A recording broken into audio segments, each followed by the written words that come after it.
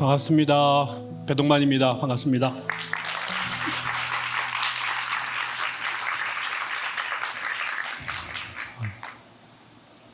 말씀을 한 구절 제가 봉독하고 제 이야기를 이어가겠습니다. 오늘 저에게 주신 하나님의 말씀은 누가복음 4장 6절부터 말씀인데요.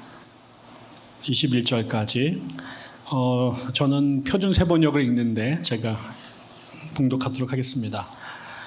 누가복음 4장 16절부터 예수께서는 자기가 자라나신 나사렛에 가셔서 늘 하시던 대로 안식일에 회당에 들어가셨다. 성경을 읽으려고 일어서서 예언자 이사야의 두루마리를 건네받아 그것을 펴시어 이런 말씀이 있는 데를 찾으셨다. 주의 영이 내게 내리셨다. 주께서 내게 기름을 부으셔서 가난한 사람들에게 기쁜 소식을 전하게 하셨다.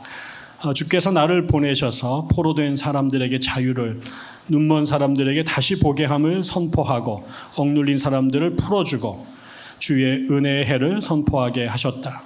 예수께서 두루마리를 말아서 시중드는 사람들에게 되돌려 주시고 앉으셨다. 회당에 모인 모든 사람의 눈이 예수에게로 쏠렸다. 예수께서 그들에게 말씀하셨다. 이 성경 말씀은 너희가 듣는 가운데서 오늘 이루어졌다. 아멘. 주님의 말씀입니다.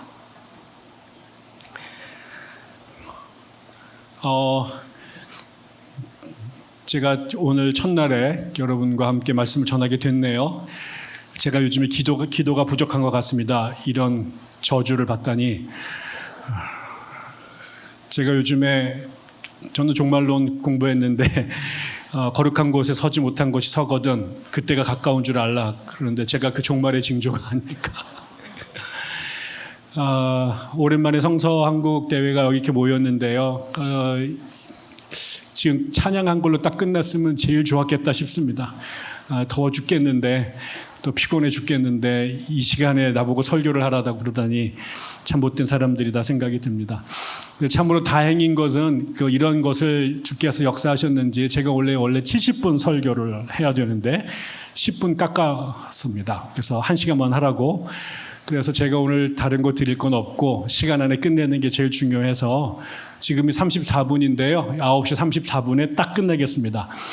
시간이 넘어가는 것 같으면 여러분이 전부 다 우레와 같은 박수를 치면서 그만해라, 많이 했다 하시면 제가 그냥 내려가도록 하겠습니다. 결론이고 뭐고 없이. 그리고 오늘은 제가 여기 집행부로부터 뭘 하라고 명령을 받았습니다. 여기 주제도 제가 정한 게 아니라 우리가 걸어온 시간. 그래서 우리가 지금 한국교회가 매우 어려운 시간을 보내고 있는데 우리가 그동안 어떻게 교회가 여기까지 오게 됐는지, 우리 안에 있는 수많은 그 태산을 넘어 험곡을 가면서 어떻게 여기까지 왔는지에 대한 이야기를 저에게 들려달라고 부탁을 했습니다. 그래서 아마 저에게 찾아온 것 같은데, 그래서 오늘은 교회에서 강의를 하도록 할 것입니다. 다른 건 모르지만 오늘 강의는 사실 여러분이 평생에 한 번도 못 들을 강의가 될 뻔했어요. 왜냐하면 세계교회사와 미국교회사와 한국교회사까지 70분에 끝내려고 했는데 1시간 안에 못 끝낼 것 같아서 중간은 제가 건너뛰도록 하겠습니다. 그래서 초대교회와 그 다음에 한국교회 1930년대 우리가 되게 어려움에 처했을 때 우리의 신앙의 선진들이 어떻게 그 어려운 시간들을 견디고 또 하나님의 나라의 그 바톤을 후대에 이어줬는지 그 얘기를 함께 나누어 보고 싶습니다. 그 뒷감당은 또 내일 전성민 교수님께서 해주실 거라고 믿고 한번 볼까요? 다음 장을 넘겨주세요.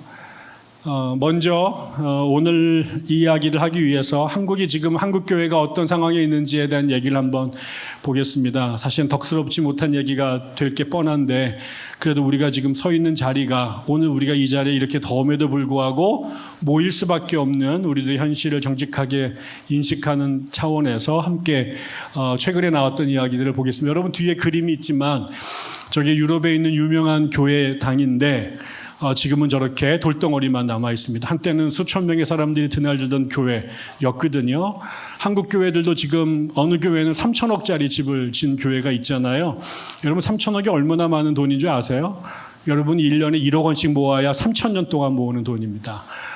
그렇게 지은 집에 수만 명의 사람들이 있지만 그게 내년에도 10년 후에도 100년 후에도 있을지 아니면 또 다른 저런 히스토리컬 렐릭이 돼서 남아 있을지는 아무도 모릅니다.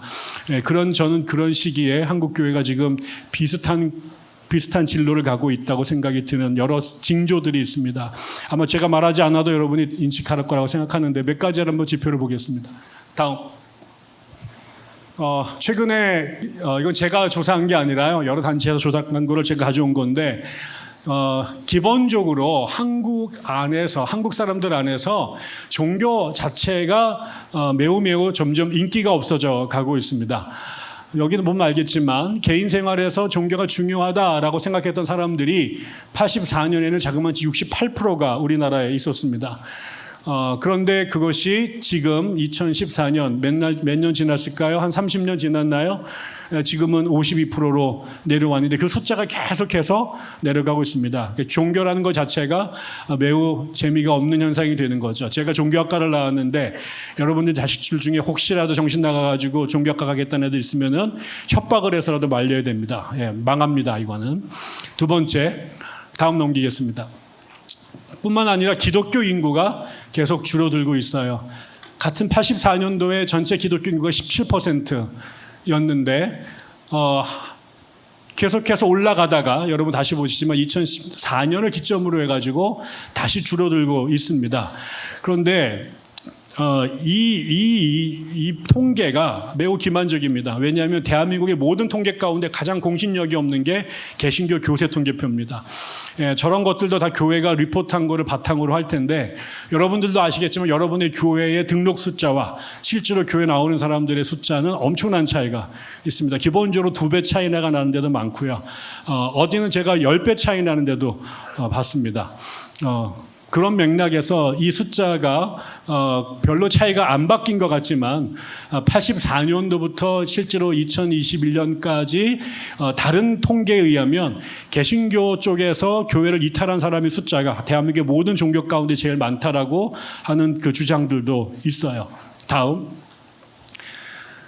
그 다음에 더 기가 막힌 것은 개신교인들 중에 교회를 떠난 사람들이 아까처럼 1984년부터 2000년대, 2014년 이 시기 여간에 보면 교회를 떠난 사람들이 대체적으로 모아보니까 한 750만 명이 교회를 떠났대요. 그런데 그 중에서 198만 명, 200만 명 정도가 다른 종교로 개종을 했다고 말하고요. 그 다음에 종교 자체를 갖고 있지 않게 된 사람들이 500만 명이 되는 거죠. 사실은 지난 30년 동안 한국 개신교는 그 선교 이래로 가장 많은 사람들이 이탈한 시대가 됐죠. 그러나 우리가 아는 것처럼 가톨릭 교회는 동시에 200년 선교 기간 동안에 최대 부흥기를 맞이하고 있고 하나님의 교회나 하나님 교회 안상공파나 아니면 신천지 같은 교회들은 최대 부흥기를 누리고 있는데 그들이 다 넌 크리스찬들이 갑자기 성령 받아서 간 게 아니라 개신교회에서 탈출해서 이동한 사람들이 그쪽으로 가서 여기서는 울고 거기는 웃고 있는 현상이 된 거죠. 다음.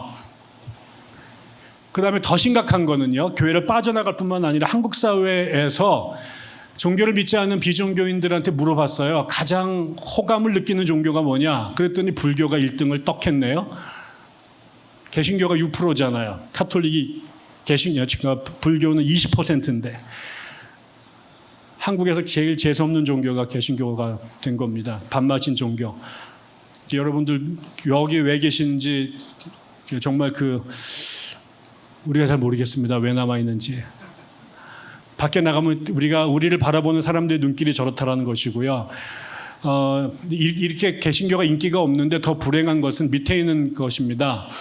한국 사회 파워 엘리트들, 여기 나온 거 정치인이라든가 고위공직자들, 법조인들, 군 장성들 이런 분들 중에 개신교인들의 비율이 자그마치 40%예요.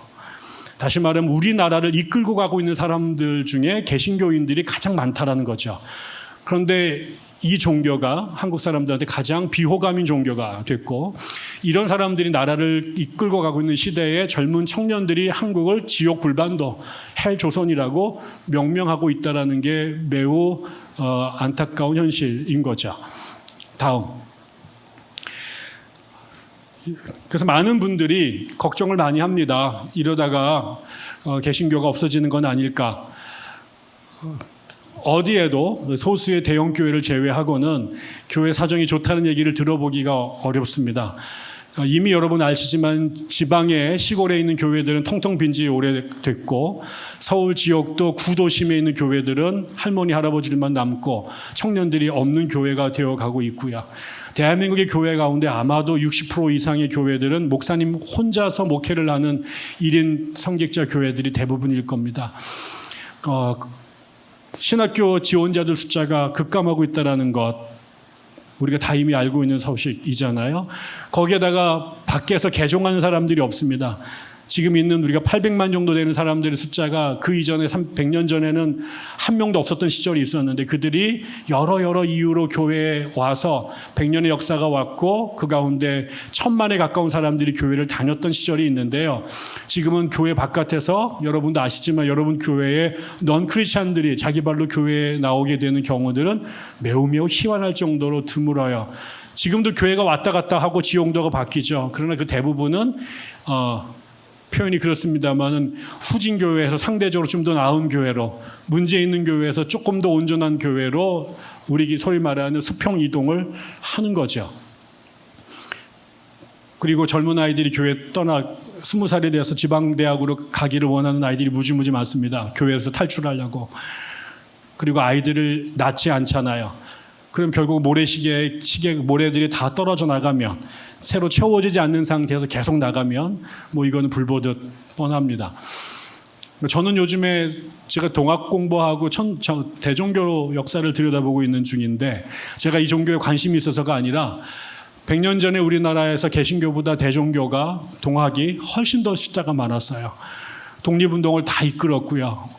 그런데 여러분 지금 여러분 주변에 대종교 다니시는 분들 만나 뵈세요? 우리 가운데 천도교 신자들 보기가 하늘의 별따기잖아요.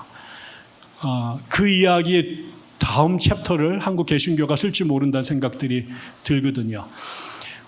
그래서 이렇게 제가 지금 되게 매우 묵시록적으로 암담하게 이야기를 막 하고 있는데, 그럼 다 죽자. 답은 두 가지예요. 빨리 떠나는 거죠. 오늘을 여러분 교회 다니는 마지막 날 삼고 내일부터 다른 종교로 갈아타거나 무종교인이 되거나, 그게 속 편하고 합리적인 선택일지 몰라요. 그런데 우리가 그렇지 않잖아요. 여기 온 것은 한국 교회가 문제가 많고 또 우리가 속상한 일이 많음에도 불구하고, 또 여러 가지 사인들이 매우 부정적임에도 불구하고 여전히 우리가 한국 교회를 사랑하고 하나님에 대한 소망을, 믿음을 버릴 수가 없기 때문에, 또 우리의 연약함에도 불구하고 하나님께서 우리를 통해 또 어떤 역사를 이루실 것에 대한 그 호기심을 버릴 수가 없어서 우리 그 기대함 속에 온 거잖아요. 저는 이 일이, 지금 한국교회가 내일이 안 보이는 이 암담한 이 상황이 오늘 2000년 교회사에서 최초로 한국교회에서 벌어진 사건이 아니라, 지금 살펴보겠지만 한 번도 그렇지 않았던 때가 없어요. 이거는 새로운 현상이 아니라 보편적 현상이에요. 지난 몇 년 동안 한국 교회가 사람이 많았던 게 잠깐 이상했던 거예요. 그게 오히려 일탈이었던 것이고요. 그게 오히려 우리를 병들게 만든 거예요. 하나님께서 이스라엘을 선택하셨을 때 이스라엘 민족은 전 세계에서 가장 작은 민족이었고요. 아무도 안 믿는 종교를 그 민족만 고집스럽게 믿었어요. 그리고 그것 때문에 엄청나게 힘들었어요. 예수 그리스도가 이 땅에 오셨을 때에도 그 당시에 있었던 수많은 종교 가운데 가장 인기였고 별 볼 일 없는 종교로, 그 다음에 소수의 사람들이 믿는 종교로 시작했어요. 그게 저는 아까도 생태 말씀하셨는데, 저는 기독교의 생태라고 생각해요. 기독교는, 저는 제 성결교회 출신인데 성결교회 트레이드 마크가 가시밭의 백합화예요. 교회의 가장 아름다운 꽃을 피우는 생태는 가시밭이에요. 가시밭에 우리가 놓여 있을 때 교회가 팔팔팔 심장이 뛰고 성령이 춤을 추는 일들이 벌어져서 가시밭 속에 백합화를 피워왔어요. 근데 그게 가시밭 말고 그걸 다른 걸 집어넣었을 때 교회가 쉽게 다른 종교로 변질돼요. 간판은 같이 있지만 그 이야기를 한번 살펴보도록 하겠습니다. 한번 볼까요? 이거는 그 검은 얼굴의 두 여인이 있는데, 이거는 2세기에 카르타고에서 종교 박해가 일어났을 때 귀족이었던 한 여인과 그 여인의 몸종이었던 자매가 순교를 당했어요. 그래서 저는 이게 초대교회를 상징하는 가장 아름다운 그림이라고 생각이 드는데 한번 뒤에 봅시다. 우리가 아는 것처럼 초대교회는 예수 그리스도가 3년 사역하시고 십자가에 돌아가시고 난 다음에 이 오른쪽 끝에 있는 시리아 지역에 있는 팔레스타인 지역에서 작은 아람어를 쓰는 그 유대인들 공동체에서 출발을 합니다. 그러나 조금 지나고 난 다음에 왼쪽에 있는 서아시아 지역, 그 다음에 그리스 지역, 그 옆으로 이제 로마로 복음이 확장되고, 다시 여기는 안 보입니다만 오른쪽으로 메소포타미아 지역으로 복음이 지나가기 시작을 하게 되죠. 그러면서 아람어를 쓰는 유대인들만이 있었던 기독교 그 종교가 이제 그리스어를 쓰고 시리아를 쓰는 전혀 다른 문화 속에서 복음을 전해야 되는 그런 상황에 처해 있습니다. 언어가 통하지 않고 문화적인 환경이 전혀 다른 사람들한테 가서 외국어로 복음을 전해야 되는 참담한 상황이 됐던 거죠. 그전까지면 눈만 봐도, 그다음에 몇 가지 언어만 써도 다 소통이 됐던 메시지가 이제는 아무것도 못 알아듣는 사람들한테 복음을 전하고 설명을 해야 되는 기가 막힌 상황이 됐어요. 그뿐만 아니라 조금 지나고 나니까 사람들이 기독교에 대한 오해를 하기 시작해요. 왜? 그 당시에는 기독교가 불법화되어 있었으니까 사람들이 몰래 만났거든요. 지금처럼 백주 대낮에 돌아다니면서 예수천당 불신지옥을 외칠 수가 없었어요. 그래서 몰래 만났고 거기에 모여서 사람들이 서로를 형제 자매라고 부르죠. 그 다음에 평화의 키스를 나누죠. 그럼 예수 그리스도의 살과 피를 함께 나누는데, 이게 바깥에 있는 사람들한테는 소문이 와전이 돼서 쟤네들은 지네들 남자 여자가 서로를 형제 자매라고 부른데, 근데 이거는 그 당시에 창녀촌에 가서 고객이 여인에게 그런 표현을 썼다고 그래요. 또 그 다음에는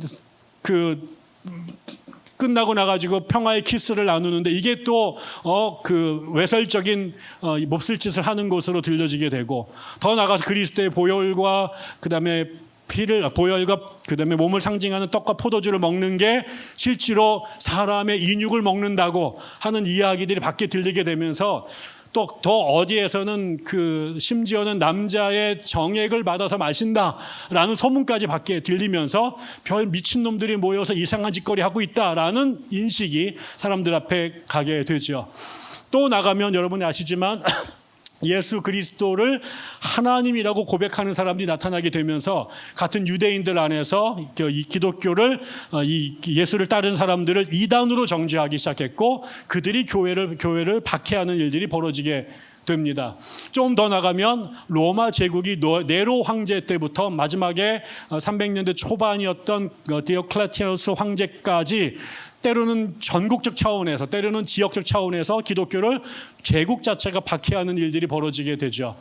뿐만 아니라 그 당시에 세계의 학계를 지배하고 있었던 로마와 그리스의 철학자들이, 그 다음에 역사가들이, 문학가들이 기독교를 이단으로, 그 다음에 아주 위험한 불법 정치 집단으로 비난을 하는 일들이 벌어지게 되면서 교회를 변증해야 되는 일들이 벌어졌습니다. 뿐만 아니라 그 당시에는 다양한 종교들이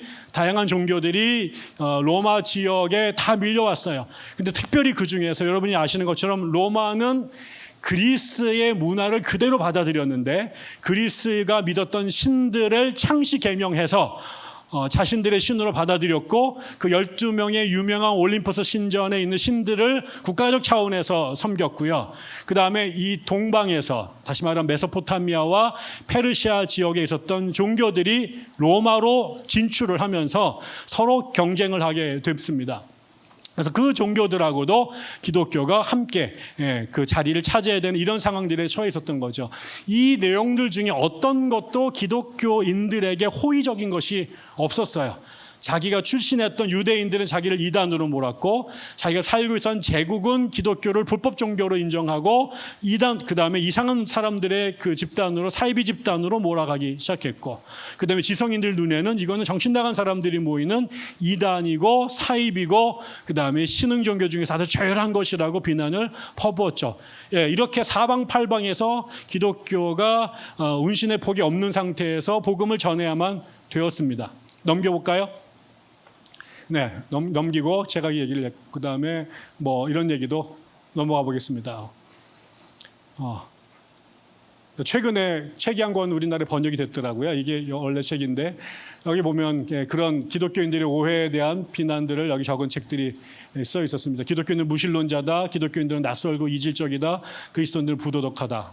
네, 넘어가고, 그 다음에 또 넘어가겠습니다. 박해를 쭉 넘어가겠습니다. 그러면 이런 상황에서 기독교인들이 어떻게 살아남을 수 있었을까? 지금도 그 교회사의 최대 미스테리는, 그렇게 조직적으로 300년 동안 박해를 하고 철학자들, 지식인들이 나서 조직적으로 기독교가 이단이라고 비난하고 공격했고, 그 다음에 같이 있는 유대인들이 기독교를 못 살게 굴었고, 그 다음에 언어적인, 문화적인, 신학적인 장벽이 있었는데, 어떻게 팔레스타인에서 시작했던 그 작은 종교가 로마의 모든 종교들과 경합해서 이기고 결국은 로마 제국의 제1종교, 국교가 될 수 있었을까? 이게 보통 여러분, 우리가 이게 보통 문화끼리 만날 때는요, 지금도 우리가 사실은 한류라고 하는 게 있잖아요. 근데 우리가 얼마 전까지 한국 사람들이 부른 노래를 미국 사람들이 따라 부를 거라고 생각해 본 적이 없죠. 한국 사람들이 만든 드라마를 미국 사람들이 시청할 거라고 생각해 본 적이 없었어요. 우리는 미국 사람들의 노래를 부르고 살았고, 헐리우드 영화를 보고 살았단 말이죠. 일본 사람들이 만들어 놓은 심지어 밥통까지 사다가 먹었단 말이죠. 그게 문화가 상선 약수예요. 위로부터 아래로 흘러요. 고급 문화가 저급 문화로 흐르죠. 우리가 기독교를 받아들였을 때도, 만약에 기독교를, 이거는 용서하고 들으십시오. 이게 뭐 다른 게 아니라, 만약에 방글라데시아에 있는 선교사가 우리나라에 와가지고 복음을 전했다면, 우리가 제일 무시하고 있는 아시아의 혹은 아프리카의 나라에 있는 어떤 사람이 복음을 전했다면, 아마도 우리나라 사람들은 아무도 교회 가지 않았을 거예요. 많은 사람들이 우리나라 이슬람이 한국 기독교를 한국 사회를 점령할까 봐 무서워하는 사람들이 많은데, 제가 단언컨대 한국 사람처럼 이민족들을 차별하고 무시하는 사람들 눈에는 결코 아랍 사람들의 종교를 믿지 않을 거예요. 아랍 종교가 나쁘기 때문이 아니라 한국 사람의 인종차별적 생각이 너무 강하기 때문에. 그렇잖아요. 동네에서 영어 학원을 하는데도 흑인이 가르치면 안 가요. 필리핀 사람들이 가르치면 안 가요. 그건 반드시 미국 동부 지역에서 온 화이트 아저씨가 가르쳐야지 간다고요. 그게 한국 사람들이거든요. 그런데 똑같이 생각해보면, 그 당시에 문화의 주류가 아니었던, 변방의 정치의 중심이 아니었던 팔레스타인에서 온 그 작은 종교가 어떻게 그 당시에 저렇게 당당했던 수많은 종교들과 경합해서 살아남고 자기 자리를 지켰고 그 다음에 길을 설 수 있을까? 이거는 지금도 구체적으로 답을 찾기가 어려워요. 많은 사람들은 하나님의 은혜였다, 성령의 역사였다라고 말하면 끝나지만, 물론 그것이 대전자였을 거예요. 근데 이거에 대해서 최근에 몇 사람들의 종교사회학자들이 이 답을 썼는데, 저는 이 이야기가 매우 중요하다고 생각이 들어서 소개하고 싶었습니다. 사실은 굉장히 많은 박해가 반복이 되면서 그 박해를 했을 때 초대 기독교인들이 모두 다가 다 당당하게 신앙을 지키면서 순교한 게 아니에요. 여러분, 몇 명이나 순교했을까요? 그 당시에 황제 숭배, 그 다음에 로마의 전통적인 신들을 섬기라고 국가가 요구했을 때, 대부분의, 그리고 안 하면 죽여버린다고 막 그랬을 때, 얼마 되지 않았던 초대교회 신자들이 전부 다 죽을 각오를 하고 우상 숭배를 거절했을까요? 그 사람들이 지금보다 신앙이 더 좋았을 것 같아요? 그렇지 않아요. 기록에 의하면 거의 대부분은 다 배교했습니다. 대부분은 그 앞에서 다 시킨 대로 다 했고요.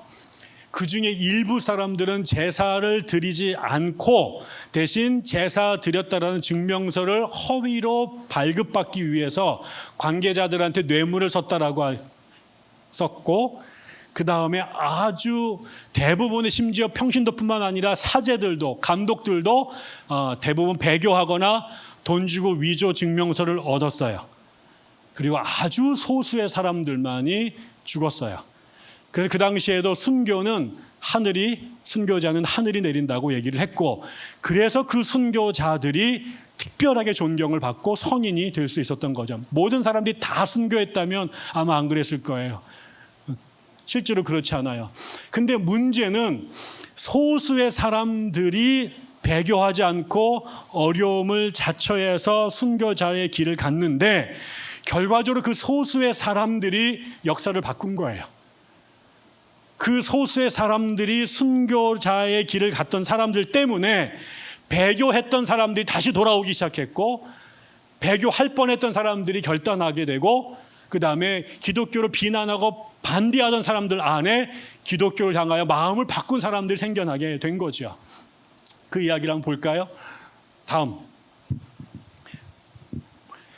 아까 그 페르파투아라고 하는 그 처음에 나왔던 흑인 여성 중에 한 명인데, 로드니 스타크라고 하는 사람이 기독교 승리의 발자취라는 책을 썼어요.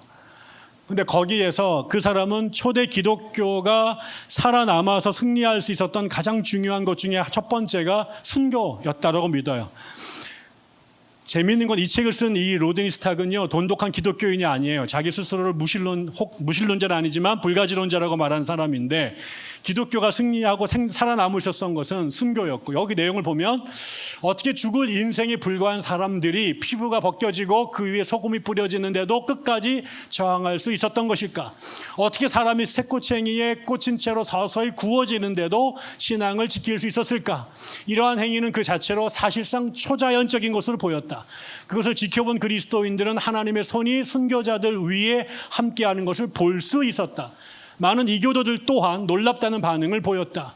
순교에 관한 보도를 살펴보면 순교자들의 고문 장면을 지켜보거나 또는 고문에 직접 가담했던 이교도들이 그들의 신앙에 대해 존경심을 품게 된 사례가 자주 언급되는 것을 또한 자주 보게 된다. 이러한 종류의 불편함과 경이로움이 종종 새로운 개종자들을 위한 길을 열어주었던 것이다 라고 말해요. 그래서 많은 사람들은 순교를 하는 것 자체가 하나님이 그들과 함께 계시다라고 하는 가장 분명한 사실이었다. 하나님이 함께하지 않고서야 저들이 어떻게 저 인간적인 육체적인 고통을 견딜 수 있었을까? 그것이 또 동시에 이 종교가 하나님과 함께하는 종교다라고 하는 가장 분명한 증거였다라는 거죠. 성령이 임해서 장풍을 날리고 공중부양을 하고 뭐 이러는 것 때문에 성령의 임재를 느낄 수도 있지만, 그 당시에 교회 안팎에 있는 사람들에게 지금 하나님이 우리와 함께 있다라고 하는, 우리가 성령의 충만 가운데 있다라고 하는 가장 명백한 증거는 저 불시험을, 저 죽음의 고통을 믿음으로 견뎌가고 있는 저 사람들의 모습이 지금 하나님의 현존에 대한 가장 강력한 증거였다라고 봤다는 거죠. 이거는 다른 종교를 안에서는 본 적이 없었던 매우 예외적이고 특별한 경험이었다라는 겁니다. 다음, 또 하나는 두 번째, 고통과 고통 속에서 그리스도인들이 이웃들의 고통을 긍휼로 끌어안았다라는 거예요. 그 중에 여러 가지 예가 있는데, 예를 들면 옆에 제가 그 당시 로마의 아파트를 보여줬어요. 그 당시에 물론 소수의 부자인 귀족들은 개인적 맨션을 갖고 있는 사람도 있었지만, 로마시의 대부분의 서민들은 저런 혹은 6층, 7층, 8층짜리의 아파트에서 살았어요.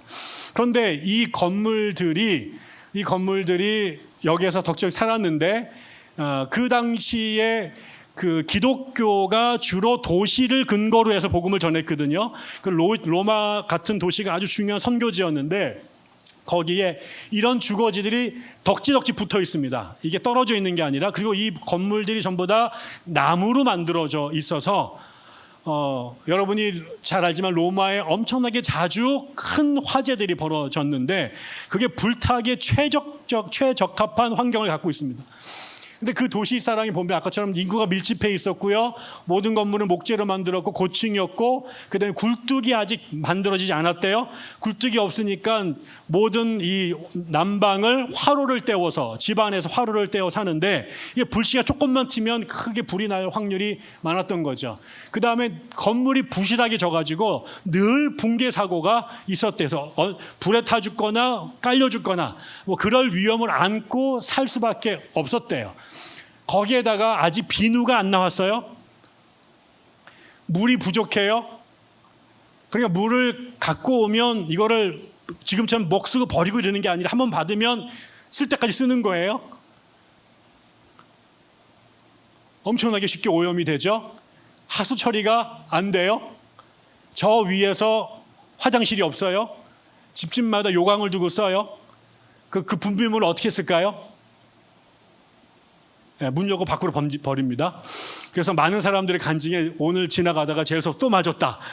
이게 늘 똥물을 뒤집어 쓸 수 있는 가능성이 늘 있었던 곳이에요.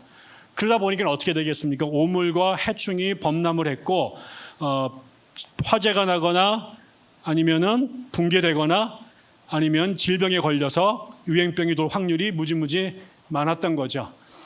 그래서 늘 이 지역에서는 사망률이 엄청나게 높았고 질병에 있는 경우들이 무지무지 많았습니다. 다음, 이런 시대에 국가가 아직 사회복지 제도를 충분히 갖고 있지 않았기 때문에 수많은 사람들이 사는 것 자체가 살 수밖에 없었지만 그 삶이 늘 죽음을 옆자리에 끼고 살 수밖에 없었고, 그게 아까처럼 화재나 건물 붕괴나 수많은 질병들로 집단적으로 사람들이 죽어가는 일들이 빈번하게 벌어졌다는 거죠. 근데 문제는 국가에서 이런 문제들을 관리하거나 처리할 수 있는 상황이 없었어요. 근데 여러분, 이 당시에 기독교 인구 숫자가 초창기에 몇천 명, 몇만 명 이렇게밖에 안 늘거든요. 그런데 그 당시에 교회 안에 어떤 시스템이 있었냐면, 밑에 있는 사람이 그 2세기의 교회 그 카르타고라에서 교회를 이끌었던 터툴리아누스라고 하는 교부인데, 그 사람이 이런 글을 썼어요. 매달 사람들은 각자 원하는 대로 조금씩 기부금을 낸다. 다만 가까운 마음으로 할 만한 능력이 있을 때만 그렇게 한다. 강제적인 것은 전혀 없다. 모든 것이 자발적이다. 이러한 기부금은 적선을 예치하는 것과 같다. 가난한 이들을 돕고 장례를 치러주고 극빈자인 부모를 둔 아이들과 집안에만 갇혀있는 노인들에게 필요한 것을 공급하기 위한 것이다. 또한 난파당한 사람들, 광산에 팔려간 사람들, 또한 섬으로 유배되거나 수감된 이들을 돕기 위한 것이다. 오직 하나님의 교회가 가르치는 대의에 대한 충성으로 말미암아 이들은 자신의 신앙 고백에 따른 소중한 열매가 되었다. 교회가 몇 개 되지 않아요. 근데 교회에 있는 사람들이 의무적으로 했던 관행이 저거예요. 자기들도 돈이 많지 않았음에도 불구하고 초대교회 사람들은 교회 건축을 위해 헌금을 한 게 아니라, 목사들의 월급을 주기 위해서 헌금을 한 게 아니라 자신들의 돈 중에 일부를 떼어내어서 그 당시에 아무도 돌봐줄 수 없는 사람들, 심지어 특별히 교회가 했던 아주 소중한 게 그 당시에 죽어서 시체를 처리할 수 없어서 길바닥에 내던져가지고 송장이 되는 사람들에게 장례를 치러준 거예요. 이거를 위해서 교회가 돈을 모아 있었습니다. 수많은 일, 그게 교회가 했던 그 헌금의 매우 중요한 가치였고, 그 교회가 얼마 되지 않고 돈이 얼마 되지 않았기 때문에 교회가 로마 사회 전체를 바꾸거나 로마 사회 전체의 복지 문화를 바꾼 건 아니지만, 적어도 아무도 약자와 버림받은 사람들을 돌보지 않았던 시절에 교회라고 하는, 기독교인이라고 하는 사람들이 예외적으로 그 일을 하던 사람들이었다는 거죠. 그래서 기독교인들이 이단이다, 사입이다, 온갖 욕을 하던 사람들이 마지막에 절박한 환경에 부닥쳤을 때, 누구에게도 도움의 손길을 낼 수 없을 때 마지막으로 기어와 찾아봤던 곳이 교회당 문 앞이었다라는 거죠. 그것이 사람들이, 이교도들이 교회 십자가에 달려 죽는 사람들을 보고 충격을 받았던 사람들이 그 다음에는 자신 같은 사람들에게 여전히 손을 내미는 교회가 그들에게 다시 생명을 주는 곳이었기 때문에 그들이 또 교회를 가게 되었다는 겁니다. 다음, 그리고 로마 시대 초대교회 300년까지 두 차례에 걸친 엄청난 역병이 있었습니다. 우리가 지금 코비드를 겪었던 것만큼요. 어마어마하게 많은 사람들이 죽었는데 특별히 251년에 두 번째 역병이 돌았대요. 그래서 이미 이 소식은 또 우리가 많이 교회에서 알려진 이야기인데, 그때 이 역병이 돌자 로마 당국에서도 이 문제를 해결할 방법이 없었기 때문에 환자들을 집에다 두고 아직 걸리지 않은 사람들이 전부 다 탈출을 하도록 말합니다. 그래서 집안에 환자가 생기면 이 사람을 돌볼 수가 없고 산 사람은 살아야 되니까 병 걸린 사람들을 내버려 두고 다 도망갑니다. 그 당시에 그 갈레노스라고 제일 유명했던 의사도 도망가는 게 상책이다 이렇게 말하고 자기도 도망가 버립니다. 우리를 말하면 보건복지부 장관이 도망가 버린 거죠. 근데 그때 바로 그 시절에 알렉산드리아의 대주교였던 디오니시오스가 목회 서신을 보냅니다. 전국에 있는 교회들에게. 그 교회 신자들에게 떠나지 말고 남아서 그 지역에 그 교회에 있는 병자들을 지키라고 명을 내리죠. 사실 이래서 교인들이 처음에 제일 많이 죽습니다. 그 사람들을 간호하다가. 근데 흥미로운 게 있잖아요. 그게 다 감염이 됐는데 꼭 다 죽는 게 아니라요. 몇 사람은 살아남아요. 그럼 그 사람은 어떻게 돼요? 몸에 면역이 생겨요. 이 사람들이 그 다음에 전천후로 돌아다니면서 사람들을 살립니다. 윌리엄 맥닐이라고 이 의료사를 쓴 아주 유명한 역사가가 있는데, 그 사람의 말에 의하면 그 당시에는 워낙 영양의 문제가 나빴기 때문에 이렇게 역병에 걸린 사람들한테 가서 물을 한 모금 주고 음식 하나 먹여주기만 해도 면역력이 생겨서 살아난 사람들이 무지 많이 생겼대요. 근데 그 일을 할 사람이 없었는데 그 일을 하라고 디오니시오스가 교회에게 얘기를 하게 되죠. 그래서 교회가 많은 사람들을 잃어요. 그리고 교회가 헌신된 사람일수록 먼저 죽습니다. 그런데 그들 중에 그들이 많은 사람들 살려내고 죽었고, 또 살아남은 사람들 끝까지 뒷사람들을 책임지게 되죠. 그래서 도망갔다가 질병이 사라져가지고 집으로 돌아왔는데 당연히 죽었을 거라고 생각해서 자기 가족들이 버젓이 살아있는 거예요. 그리고 그 어떻게 살아났는가라고 뒤졌더니 이런 일들이 벌어졌고 거기 뒤에 예수쟁이들이 있었다는 걸 알게 된 거죠. 그리고 나서 어떻게 됐을까요? 그 집안이 집단으로 개종을 하게 됩니다. 결과적으로 초대교회에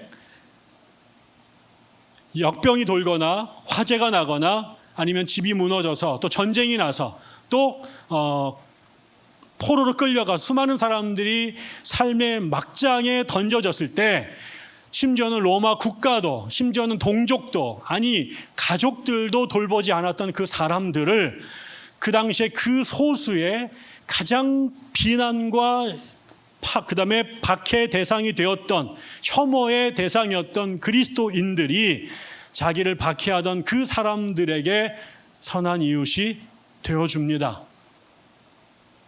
예수천당 불신지옥이라고 하는 그 말씀이 무슨 말인가 했더니, 물론 그것이 신학적으로 잘 설명이 돼서 죽은 다음에 천당에 가서 우리가 잘 행복하게 살 거야 라고 하는 메시지가 그들의 마음속에 왔고, 그것이 지금의 불지옥을 견딜 힘이 되었지만, 동시에 그들이 선포했던 저 말이 예수를 믿으면 지옥 가지 않고 천당 간다라고 하는 그 말이 결국은 저 그 병든 사람들을 살려냈던 사람들, 자기 형제도 돌보지 않는 사람들을 자기의 목숨을 내놓으면서 간병했던 사람들의 모습을 통해서 천당이라고 하는 것이, 예수 믿는다라고 하는 것이 구체적으로 이런 거구나, 죽어서 가는 천당이 분명히 있지만 그 천당을 여기에서 맛볼 수 있구나라고 하는 확신들을 주었더라는 거죠. 로드니 스탁은 소위 말해서 그 합리주의적 선택 이론이라는 걸 주장해요. 사람들이 종교를 선택할 때 그냥 믿지 않는다라는 거예요. 비록 남편이나 부모님한테 복음을 들어서 종교인이 되지만, 그럼에도 불구하고 종교를 선택할 때는 머리를 샘을 돌린다라는 거죠. 내가 이 종교를 믿는 것이 나에게 유익이 될까 아니면 손해가 될까 따져보는데, 그래도 이게 내가 심지어 십자가에 달려 죽는 고통을 당하더라도 예수를 믿는 것이 남는 장사다라고 셈이 나올 때 죽는다는 거죠. 그렇지 않고 그냥 죽는 사람들은 뇌가 폭탄 맞은 사람들일 거예요. 그런데 그 사람들 중에 이렇게 박해와 비난의 대상이 됨에도 불구하고 그들이 기독교를 선택했던 것은 그들이 들었던 복음의 메시지가, 그리고 그 복음을 전했던 사람들의 삶의 모습이, 그리고 그들이 나에게 전달해 주었던 삶의 유익이 지금 내가 사람들한테 비아냥을 받고 심지어 박해를 받고 심지어는 죽음을 당하더라도 남는 장사라고 하는 확신이 있었다라는 거예요. 오늘날 기독교가 왜 무너질까요? 왜 사람들이 교회를 떠나고 젊은이들이 교회에 남아있지 않을까요? 왜 이 시대의 지성인들이 점점 교회를 떠날까요? 예전에는 밖에 있던 사람들이 들어왔어요. 구한말에 유교를 500년 믿었던 그 학자들이 성균관을 때려치고 유학을 내던지고 복음을 듣고 성경을 읽고 평양신학교에 가고 협성신학교에 들어갔어요. 그들이 바보이기 때문이 아니에요. 그들이 유학을 버리고 성경을 선택했을 때에는 유학이 줄 수 없는 500년 붙들었던 유학과 공자의 문헌들이 이 시대의 한국을, 조선을 살릴 수 없다고 믿었기 때문에, 그러나 그 답을, 유교가 주지 못했던 답을 기독교가 주고, 공자가 못 줬던 해답을 예수가 주고, 성균관이 주지 못했던 것을 교회, 장대현 교회와 평양교회가 준다고 믿었기 때문이에요. 근데 지금은 교회를 다니는 것이, 성경을 읽는 것이, 목사들의 설교를 듣는 것이 넷플릭스를 보는 거나 아니면 유튜브를 보는 것보다 건질 게 없다고 생각하기 때문에 그런 거죠. 결국은 우리에게 주어져 있는 사명은 어떻게 이 사람들이 기독교를 선택했던, 기독교를 선택할 수밖에 없었던 메시지와 메시지를 전하는 메신저들이 예수와 예수 공동체에 가깝도록 만드느냐, 이게 우리에게 주어진 매우 중요한 숙제인 거죠. 넘어가서 그다음에 또 하나가 있어요. 그거는 여자예요. 초대교회가 살아남고 대박이 난 가장 큰 이유 중에 하나가 순교였고, 두 번째로는 궁율과 자비였다면, 세 번째로는 여성에 대한 태도예요. 로마 시대에 많은 사람들이 교회에 들어왔는데 특별히 초대교회의 메시지가 여성들을 사로잡았대요. 그래서 여성들의 비율이 많았는데, 특히 상층 계급에서 여성들이 많이 기독교로 쏟아져 들어왔다라고 말해요. 그래서 AD 저 시간들에 보면 로마 원로원에 속한 사람들 중에 남성의 50%, 여성의 85%가 그리스도인이 됐다라고 말을 하는데, 그럼 도대체 왜 여성들이 기독교로 왔을까? 다음. 그 당시의 얘기를 들으니까요, 로마 시대의 영아 살해율이 어마어마하게 높았대요. 아이를 낳는데 아이가 마음에 들지 않으면 아이들을 죽이고 버렸는데, 그 버림에 특히 남자 아이들을 선호해서 남자가 태어나면 봐주지만 여자아이가 태어나면 다 죽여버렸답니다. 그거를 아버지가 결정할 수 있었대요. 그래서 엄청나게 많은 아이들이 죽는데 특별히 그 중에 여자아이들이 특별히 많이 죽었습니다. 그런데 기독교 교회에서는 유아 살해, 영아 살해를 죄라고 규정해서 절대로 아이들을 죽이지 못하도록 엄금했대요. 그래서 기독교 가정 안에서는 아이가 죽는 법이 없었던 거죠. 두 번째, 결혼을 하는데 그 당시 이교도들은 여자아이들이 11살에서 12살이 되면 시집을 갔대요. 자기보다 20살, 30살이 많은 남자들과 결혼을 했고요. 남자는 성욕이 터질 것 같은 나이고, 여자아이는 아직 성이 뭔지도 모르는 어린아이를 데려다가 남자들이 이 여자아이들을 성적인 파트너로 삼는데, 이게 뭐 거의 성폭행 수준으로, 그리고 이 여인들이 그러다 보니까 매우 이른 나이부터 임신을 하게 되죠. 근데 결혼을 했지만, 이 동시에 이 결혼을 하고, 그러니까 젊은 여자들이 결혼 생활이라고 하는 게 얼마나 끔찍하고 징그러웠을 거라고 볼 수 있잖아요. 그런데 기독교에서는 18살이 되기 전까지는 시집을 못 가게 막았답니다. 적어도 성인이 되기 전까지는 결혼하지 말라고 금지했고, 그 다음에 로마 사회에서 엄청나게 많은 여인들이 젊은 시절부터 낙태를 했어요. 근데 지금은 낙태를 하는 것이 여성 인권에 되게 중요한 성취이지만 1세기 때는 낙태를 하는 것이 의학이 너무너무나 이 산부인과 기술이 끔찍해서 여자들이 낙태를 하다가 엄청나게 많이 죽었습니다. 그래서 낙태를 못하게 막는 것이 여성들을 살리는 매우 중요한 일이었는데 일반 로마 사회에서는 무자비하게 여성들에게 낙태를 했어요. 제가 여기다가 그 낙태하는 장면을 묘사한 걸 옮기려고 하다가 너무 징그러워서 제가 지웠습니다. 근데 교회에서는 낙태를 언급했습니다. 그거는 시대가 바뀌어서 지금하고는 상황이 달랐는데요. 결국 이렇게 되면서 일반 로마 사회, 심지어 귀족조차도 여자들이 어릴 때 죽기가 매우 쉬웠고 이른 나이 시집가서 성적 놀이개로 놀림을 그렇게 학대를 당하기 쉬웠고 그 다음에는 낙태를 하다가 죽어가는 일들이 많았는데 이 모든 것들이 교회에서 아주 강하게 금지를 했습니다. 그래서 여성들이 교회를 다니느냐 안 다니느냐가 어린 아이들이 살아남느냐, 폭력적 결혼 생활을 하느냐, 아니면 내가 천수를 누릴 수 있느냐에 영향을 끼쳤다라는 거죠. 이러한 것들이 로마에서 여성들이 교회로 나오게 된 매우 중요한 일이었고, 그러다 보니까 나중에 세월이 지나면 로마의 여자들 숫자가 자꾸 줄어듭니다. 그리고 예수쟁이들의 숫자는 자꾸 늘어나요. 그래서 어떻게 해요? 이교도 남자들이 그리스도인 여성들과 결혼하는 확률이 점점 많아지게 되고, 그러면 그 대부분의 남자들은 이 광신도인 그리스도인 여성한테 낚여서 다 결혼 생활 중에 기독교인으로 개종하게 되고, 그 아이들은 전부 다 엄마 밑에서 강권적으로 기독교인으로 자라서 기독교인의 숫자가 폭발적으로 드러나게 된 계기도 됐다고 설명을 합니다. 시간이 다 돼서 뒤에 있는 거는 그만하는 게 좋을 것 같은데 한 사람만 제가 소개를 하고 넘어가도록 하겠습니다. 맨 뒤로 넘겨서 한국 얘기를 좀 보여주시면 좋겠는데요. 네, 1930년, 이번 1901년생인데 한국도 1930년대가 되면 지금만큼 한국교회가 암담하다라는 얘기가 사방팔방에서 터져 나오기 시작합니다. 우리가 아는 것처럼 1931년이 되면은 만주 사변이 벌어지고 37년에 중일전쟁이 벌어지면서 30년대 한국이 일본의 그 전쟁 기지화로 넘어가게 됩니다. 그러면서 일본이 한국을 매우 강하게 압박하게 되고, 그러면서 한국이 총동원 체제로 돌아가게 되면서 한국 기독교가 변절되기 시작을 하게 되죠.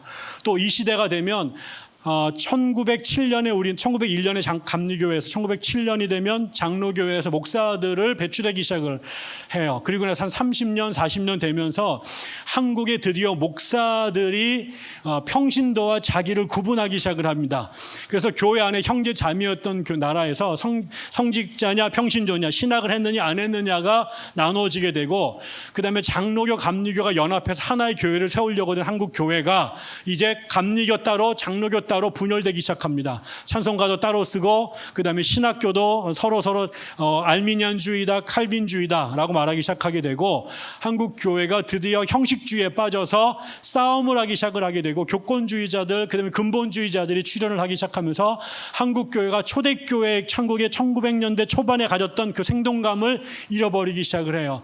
그거에 대해서 이용도 목사가 전국을 다니면서 한국 교회가 얼마나 부패했는지, 타락했는지를 엄청나게 까는 설교를 하게 되고, 그 설교에 전국에 있는 교인들이 열광적으로 반응을 하기 시작을 하죠.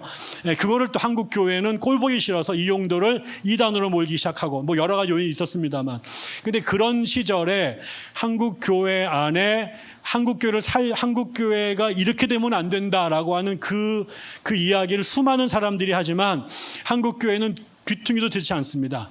결과적으로 모든 교회가 다 신사참배를 동의하고 다 남산에 가서 신사참배를 했고, 신사참배를 반대하는 사람들을 교단에서 축출하고 그 다음에 이단으로 몰고 탄압을 했어요. 그래서 한국 교회가 그때 무너진 게 그때 무너졌던 것이 지금까지 한국 교회가 제정신을 못 차리게끔 만드는 원흉이 됐다고 저는 생각을 해요. 근데 그 시절에도 위에서는 총회장들, 대형 교회들, 신학 교수들 다 변절했습니다.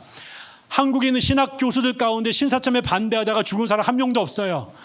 한국의 대형 교회 목사들, 한국에 있는 연합회 회장들 가운데 신사참배 반대하고 일제와 싸우다가 독립운동한 사람 거의 없어요. 한국의 독립운동가들 가운데 목사 이름 몇 명 안 됩니다. 그런데 그 시절에도 독립운동한 사람들 평신도들이었고요. 그리고 그 시대에도 각자의 자리를 지키고 그 길을 걸어간 사람들이 있었어요. 위에는 다 넘어지고 한국 교회는 희망이 없다고 말하고, 그 다음에 한국 교회가 이게 기독교인지 신사참배하면서 신도와 결합된 건지 무속인지 모를 수 있는 그런 종교, 원한다고 그러면 교회 종탑도 다 뜯어서 전쟁 비용으로 헌금하던 그런 교회에서도 그 시절에 복음을 들었고 성경을 읽었고 예수가 뭐를 원하시는지를 알았던 사람들이 있어요. 그리고 그 사람들은 그 사람들 그렇게 가는 순간 사방에서 너만 잘났냐, 너만 예수 믿냐, 너만 특별하냐라고 비아냥과 조롱과 박해의 대상이 됐어요. 그런데 그 길을 그냥 갑니다. 그냥 갑니다. 밖에 나가서 데모를 한 것도 아니고요, 조직을 만든 것도 아니고요, 태극기를 흔든 것도 아니고요, 그냥 자기의 있는 그 자리에서 뭐라고 그러든 다른 놈들이 어떻게 믿든 그것과 현악하지 않고 자기를 간 사람들이 있어요. 그 중에 한 명이 저는 김교신 선생이라고 생각이 들어요. 이분은 뒤에 넘겨주실래요? 1901년에 함흥에서 나와요. 1901년에 우리나라의 기독교 역사를 바꾼 수많은 슈퍼스타들이 태어나는 해입니다. 1901년생들이. 그런데 이 사람이 어릴 땐 유학을 공부를 했는데 농업학교를 다니고 나서 일본으로 유학을 갑니다. 그래서 그 세이소쿠 영어학교에서 공부를 하고 난 다음에 그 시절에 일본에서 일본 성결교회의 전도자를 만나고 일본에 있는 홀리니스 처치라고 한 성결교회를 다닙니다. 그런데 교회가 목사님을 쫓아내는 일들을 보게 되면서 실망해서 교회를 떠나죠. 그러다가 그 당시에 일본에 매우 큰 영향력을 끼치고 있었던 우찌무라 간조라고 하는 분을 만나게 됩니다. 그리고 나서 이 사람이 7년 동안 우찌무라 간조 밑에서 성경 공부를 하게 되죠. 근데 우찌무라 간조는 여러분이 아시지만 무교회 운동이라는 걸 했어요. 그거는 교회가 성직자와 평신도로 계급을 나누고 이 교권 구조로 교회를 끌고 나갔던 것이 교회 타락의 원형이고, 초대교회는 목사와 평신도 구분이 없이 모두 다 형제 자매였다. 지금 갖고 있는 교회로는 성경 원래 성경 초대교회하고는 다르다라고 생각했던 이거를 non-church movement라고 불렀어요. 그 운동을 하고 교회는 성례전이나 뭐 조직이나 이런 게 중요한 게 아니라 하나님 말씀을 중심으로 한 공동체를 만드는 게 중요하다는 생각을 했던 거죠. 여기에 여기 김교신이 그런 영향을 받습니다. 그리고 그 당시에 일본의 최고 명문 사범학교던 동경사범에서 지금은 지리학이라고 말하는 박물학을 공부를 하고 27년도에 우리나라에 돌아옵니다. 그리고 고향에 가서 자기 고향의 함흥 영생여자고등학교, 여기 기독교 학교에서 교사를 하다가 그때 자기 우찌무라 밑에서 같이 성경 공부했던 친구들이 함께 귀국을 했는데 그 사람들과 같이 성서연구회를 만들죠. 성경 공부하는. 그래서 우찌무라의 영향을 한국에 그대로 가져와서 성경 공부를 하기 시작을 하게 됩니다. 그리고 나서 다음 서울로 학교를 옮깁니다. 서울의 양정고등학교.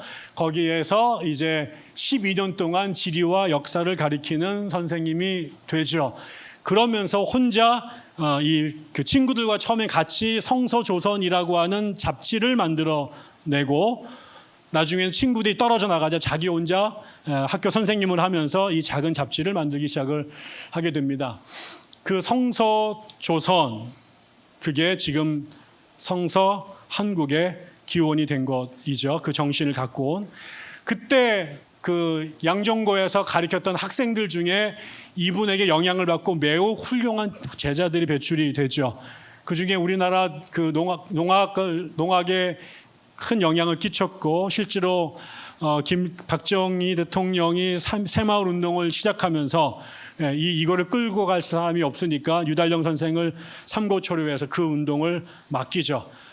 결국은 그 운동을 했던 사람이고, 여기 베를린 올림픽에서 금메달 땄던 손기정, 그 다음에 우리나라 아동문화를 했던 윤석정, 이런 아주 굵직굵직한 제자들이 이 김교신 밑에서 배출이 됩니다.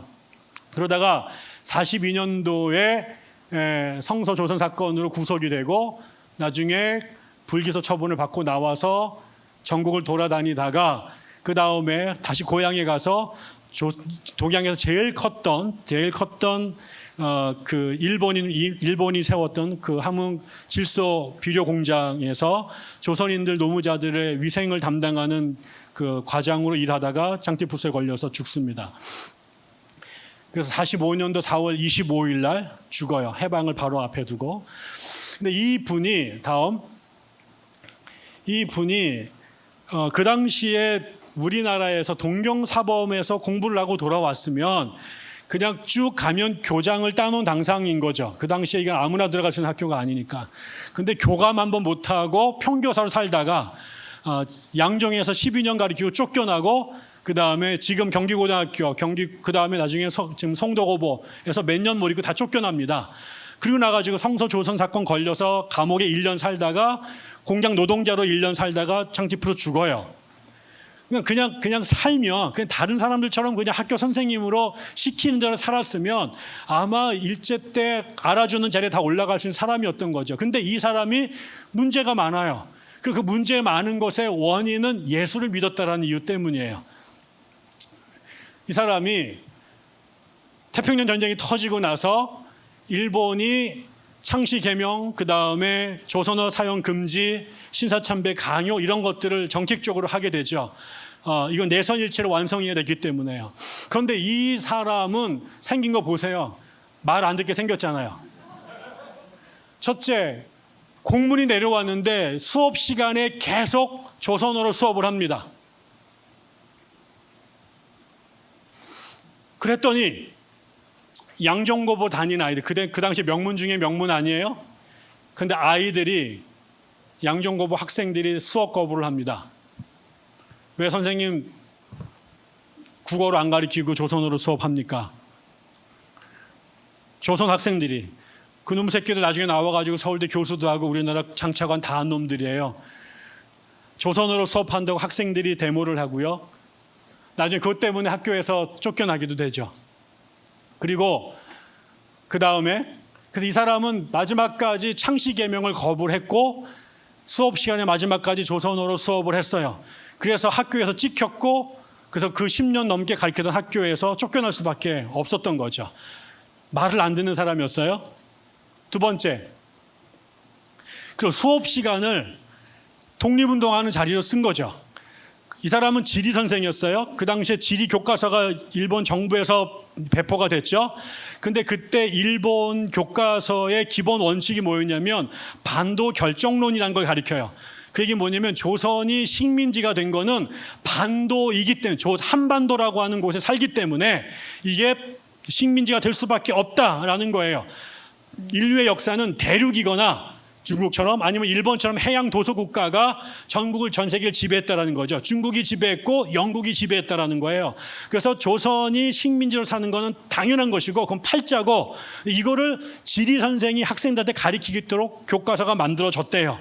그런데 이 시간에 김교신이 그 당시에 전교조 원류였던 것 같아요. 학교에서 가르치라는 얘기를 안 가르치고 교과서를 반박하는 수업을 한 거죠. 그래서 조선이 반도이기 때문에 못 사는 게 아니라, 식민지가 된 게 아니라, 이거는 일본이 만들어낸 기만적인 이데올로기인데 전 세계 봐라. 전 세계를 지배했던 수많은 반도 국가들이 있다.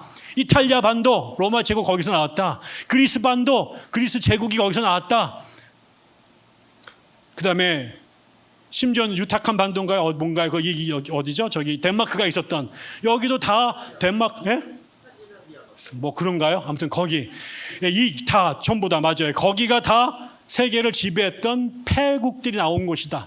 그러니까 일본이 반도기 때문에 조선이 엉망이다라고 하는 이거는 기만적인 사술이고, 역사 속에 반도였기 때문에 오히려 세상을 지배했던 위대한 나라들이 엄청나게 많다. 근데 이런 이야기를 수업 시간에 계속해서 한 거죠. 그래서 수업이 끝나면 교장한테 또 끌려가고 또 계속 이런 일들을 반복을 했어요. 다음. 그리고 나서 아까 말씀드린 것처럼 남은 시간은 집에 돌아와서 성서조선이라는 잡지를 써요. 이 잡지가 친구들과 같이 하다가 다 떨어져 나가고 자기 혼자 만드는데, 이 잡지가 이렇게 만들어졌거든요. 근데 그 당시에 이게 얼마나 후졌는지 서울 지역에 있는 그 서점들이 가판대에 이 잡지를 걸어 놓는 게 쪽팔려서 이런 잡지를 갖다 놓는 게 민망해서 가판대 걸기를 거부했대요. 그리고 제일 많이 구독자가 있었을 때 전국에 300부 나가던 잡지입니다. 근데 단언컨대 일제 35년 동안 우리나라 기독교인들이 만들었던 모든 잡지를 통틀어서 이 잡지 하나를 능가할 잡지가 없어요. 근데 이 잡지를 이 김교신이라고 하는 박물 선생이 만드는데, 여기에 성경에 대한 자기가 해석한 거, 기독교 신학에 대한 풀이, 그 다음에 세계의 정세, 그 다음에 한국교회를 향한 예언자적 비판, 이런 것들을 실어요. 여기에 그 글 대부분을 자기가 씁니다. 그런데 이 사람이 평신도라고 그래 이렇게 웃을 것 같지만, 김교신은 일본어만 한 게 아니라 한국어, 일본어, 영어, 독일어, 라틴어, 히브리어, 헬라어를 다 읽을 줄 알았대요. 1930년대 독일에서 나온 그 당시 최고의 그 신학 성서학 저널들을 구독해서 읽었대요. 이 사람이 성경을 읽어낸 퀄리티가 그 당시에 평양신학교 신학학 교수한테 절대로 안 밀립니다. 근데 이 사람이 여기에다가 그것만 한 게 아니라 그 다음에 일본이 신사참배를 강요한 것을 가자 일본을 향해서 비판을 하게 되고요. 우리나라의 민족적 지도자들이 친일하면서 회절했을 때 그들의 실명을 거론하면서 직격탄으로 비판을 날렸어요. 그리고 마지막에는 전 세계가 지금 어떻게 돌아가고 있는지, 태평양 전쟁이 어떻게 하고 있는지를 다 파악을 해서 일본이 곧 망한다, 이런 이야기들을 여기다가 계속해서 썼습니다.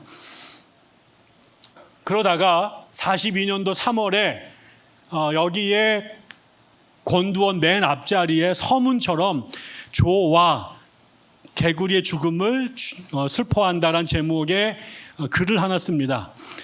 뒤에 넘겨줄까요? 그런데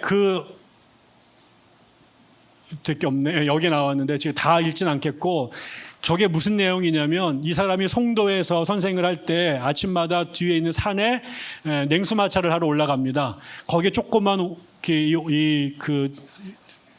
조그만 연못이 있었는데 거기에 개구리들이 맨날 이렇게 수영치고 있었습니다. 근데 어느 날 아침에 자기가 올라가서 보니까 거기에 기온이 내려가서 물이 다 얼었고 개구리 다 얼어가지고 배를 뒤집어 까고 죽어 있는 거예요.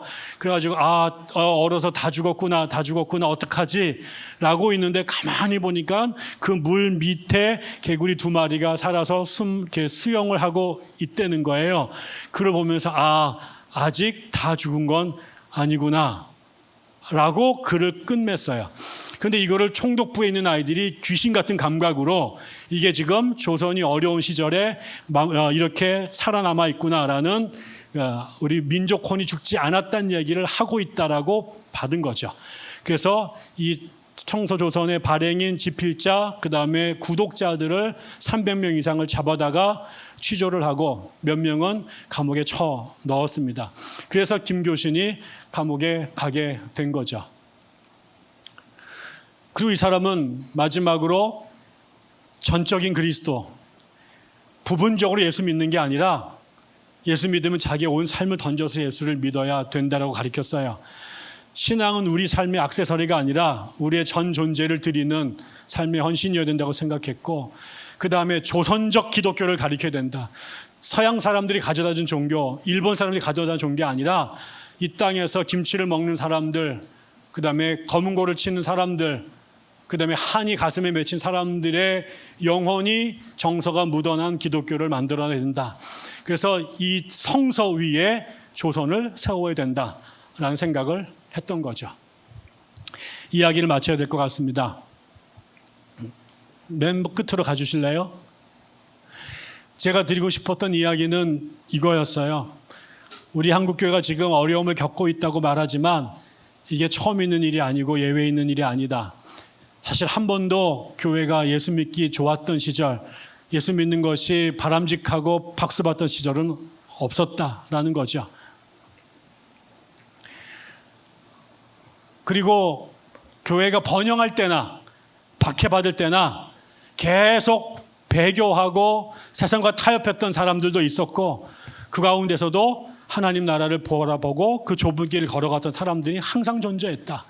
근데 대부분은 넓은 길로 갔고요, 소수의 사람들은 좁은 길을 계속 갔습니다. 고난이 오고 박해가 와서 모두가 등 돌릴 때 그 시기가 마치 히말라야를 보면 가슴이 떨려가지고 오르지 않고는 못 견디는 사람처럼, 파도가 더 세게 칠수록 거기에 보트를 타고 카누를 타고 날라 들어가는 사람이 있는 것처럼, 그 고난에 몰아닥쳤을 때 지금이야말로 예수쟁이의 진면목을 보일 때라고 생각해서 그 길을 걸어간 사람들이 있었습니다.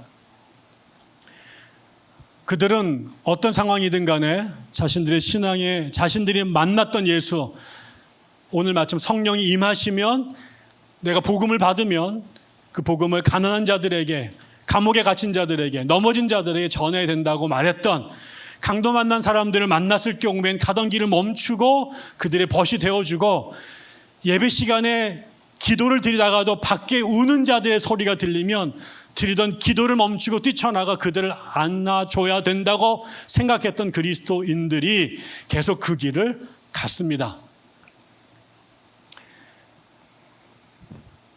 그 중에는 높은 자리에 있었던 사람들도 있었고요, 거기엔 여자들도 있었고요, 김교신처럼 평범한 교사도 있었고요, 그리고 저희 어머니처럼 가난한 아주머니도 계셨습니다. 그 길을 간 사람들이 신학자만이거나 높은 교회에 고위직에 있는 사람들이거나 천재적인 머리를 가진 사람들만이 아니라, 어떤 이들은 높은 자리에서, 어떤 사람들은 지극히 평범한 자리에서, 어떤 사람들은 장애를 입은 자리에서, 어떤 사람들은 세상에서 가장 소외된 자리에, 그 자리에서 자기에게 주신 주님의 말씀을 살아낸 사람들이 있었습니다. 역사는 하나님의 것입니다. 우리가 죽창을 들고 세상에 나가서 세상을 뒤집는다고 태극기를 흔들든 촛불을 흔들든, 아니면 우리가 원하는 사람들을 끌어내리든 세우든, 그것이 세상을 바꾸는 게 아니라요, 우리가 무슨 짓거리를 하더라도 역사의 주인이신 하나님이, 이 땅을 지으시고 보기 좋았던 하나님이, 자기의 독생자를 십자가에 죽기까지 우리를 사랑하셨던 하나님이, 수많은 사람들이 수십 번의 세월호를 땅에 처박으면서 하나님의 나라를 막는다고 할지라도 그분은 그분의 역사를 이루실 거예요. 그러나 그분이 기대하는 게 있어요. 우리가 하나님을 움직이는 게 아니라, 우리가 원하는 세상을 만드는 게 아니라, 하나님이 꿈꾸시는 그 세상에 함께 걸어가는, 연약하지만 예수를 똑바로 쳐다보고 가는 사람들, 세상의 어떤 위협과 유혹에도 불구하고 흔들리지 않고 그 좁은 길을 가는 사람들, 하나님이 원하시는 그 오병이어에 자기 자신을 한 마리의 물고기로 하나의 떡덩어리를 올려드리는 사람들, 그 사람들과 하나님이 이 세상을 만들어 가시는 거거든요. 저는 지난 한국에 수천만 명이 모이고 정치가 하나가 되고 대통령을 만드는 자리에 있었기 때문에 한국이 하나님의 나라가 되는 게 아니라, 여기에 모여있는 이 한 사람 한 사람들이 쥐뿔도 아니고 세상에서는 아무도 알아주지 못하는 사람들이라고 할지라도, 이 시대에 여러분의 자리에서, 여러분의 그 자리에서 여러분을 오병이어로 하나님께 드린다면, 여러분이 섬겨야 될 이웃들을 찾아내고 여러분이 나눌 수 있는 여러분의 사랑을 함께 나눈다면, 여러분의 그 작은 무리들을 하나님께서 붙잡으셔서 대한민국의 또 다른 부흥과 또 다른 개혁과 아무도 하나님이 없다고 말하는 그 시절에 다시 하나님의 나라를 세워갈 거라고 생각합니다. 그 길에 우리가 여리고 힘들지만 옆에 있는 사람들 함께 손잡고 그 길을 한 걸음 한 걸음씩 걸어갔으면 좋겠습니다. 그분이 우리와 함께 계십니다. 그분이 우리를 기다리십니다. 기도하겠습니다. 우리 이 시간에 한 번만 같이 기도했으면 좋겠는데요. 혹시라도 오늘 들은 이야기 중에 한 가지라도 여러분의 마음에 와 닿은 부분이 있었다면, 그래서 여러분이 있는 그 자리에서 이 어려운 시대에 여러분이 빛으로 소금으로 존재하기 위하여 여러분이 할 수 있는 일들을 할 수 있는 무엇인가를 여러분이 보기를 원하고 그렇게 살기를 원한다면 이 시간 하나님 앞에 기도했으면 좋겠습니다. 하나님, 혹시 저라도 당신에게 필요하다시다면 저희가 당신의 손에 오병이어로 드려지기를 원합니다. 주님, 저에게 말씀해 주시고 깨닫게 도와주시고 당신 앞에 나아갈 수 있는 용기를 주십시오. 아무것도 아니지만 저라도 필요하시다면 제가 먼저 그 자리에 갈 수 있도록 저를 깨우쳐 주시고 그 길을 걸어갈 수 있도록 해달라고 이 시간에 우리가 함께 진지하게 침묵으로 기도하겠습니다.